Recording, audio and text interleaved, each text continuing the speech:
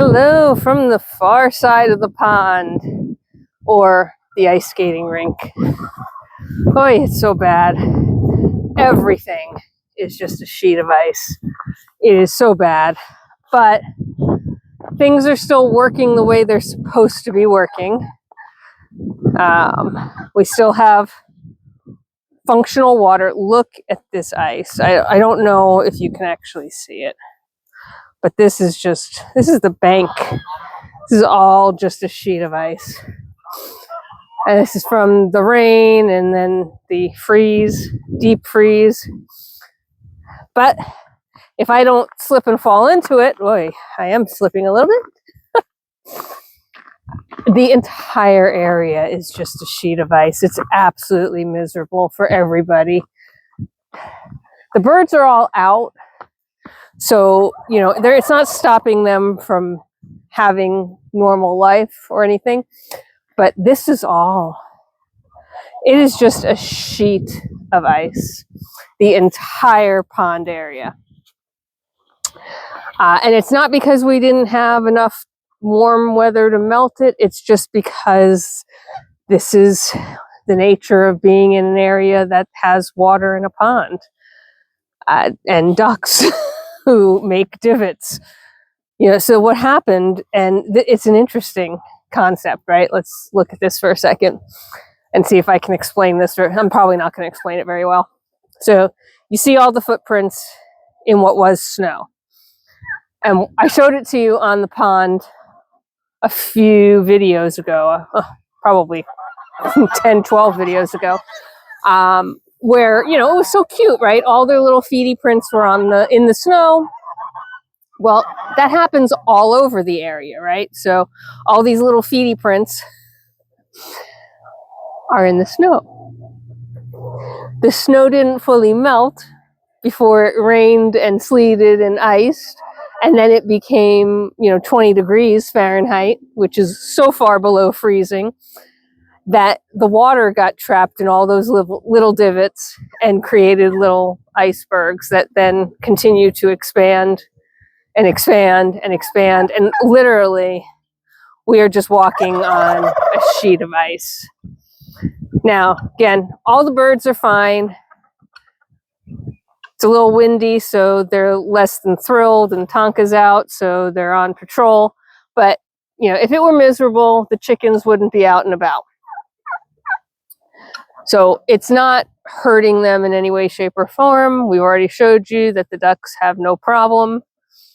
And again, they all have access to water because the aerator is doing its job despite this mess. This is awful. It really is awful. And you can hear them splashing around on top of the ice, which is not helping things. But it is what they do, and that's the end of that, right?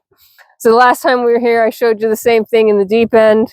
The bubbler is doing its job. It's working. It's trying to make that hole, that exit strategy. So if this were a pond without aeration, we would have... That's really funny. It sounds like wave slapping. We would have no water at this point, right? We'd be hauling buckets out here, trying to fill things with hoses. It just wouldn't work, right? It would work, but it would be miserable. Think about this sheet of ice I just walked you across, and then think about walking across that hauling, 40 pounds of water, right? Water is 8 pounds a gallon, so a 5-gallon bucket is 40 pounds. And doing that for enough water to sustain the birds, including when they knock over a bucket, including when they try and swim in the bucket and make a mess of it, right? So not a happy camper doing that. And I did that at Farm 1.0. So Farm 2.0 needed to have a better plan.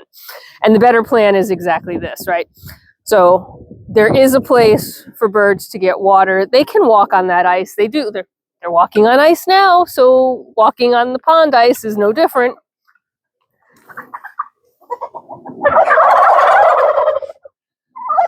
Tonka just went flying by, which is why the chickens got a little up in arms. And then you got the opening here. And the aeration is keeping this much more open. It's a little bit shallower, so it's a little bit easier for the pressure to build and break the ice. And of course, because it's a bigger hole and the ducks are swimming in it. But I don't know if you can see, I can see that there's ice shelves forming underneath. It's getting to the point that this is getting more and more difficult to stay open. But we continue to smash it when necessary and keep it open. The aeration keeps it thin enough so we can smash it. And everybody's doing okay, other than me, who is literally ice skating. This is not good. Not good at all. Oh, and obviously all is fine because we have chicken fights going on.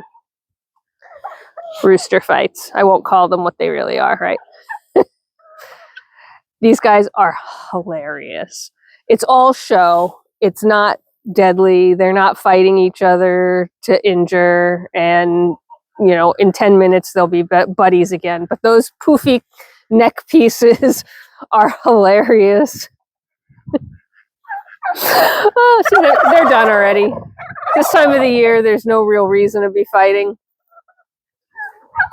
For the most part, they live harmoniously. And again, their fights are not true fights. The ducks are happy.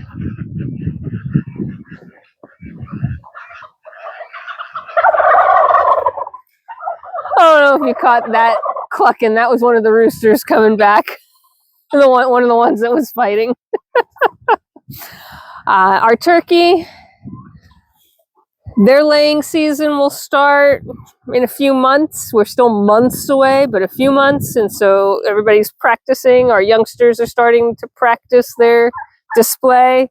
You see more than 2 in display. Turkey jakes is what they're called. The boys are hilarious when they decide to fight. It looks brutal and ends up with nothing more than a couple of feathers falling. So I'm sure we'll capture that at some point during breeding season. But for now, I think we're just going to cut it at the fact that I am standing on an ice skating rink without ice skates on. So I'm going to try and walk out of here without killing myself by falling on the ice and get prepared to deal with this for the next however many weeks this is going to last. It's unusually cold here in Jersey.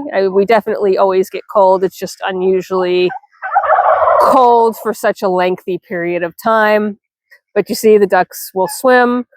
The hole currently is big enough, it looks like, to support 3 swimmers. Let's see if we get a 4th. Maybe? Yep, 4 swimmers. I would say 4 swimmers is probably max capacity. It isn't much place for them to swim, but you know what? It's better than a bucket. And the geese are doing fine. And our current confused goose is currently with the turkey. So, still no idea what the gender reveal is on that one.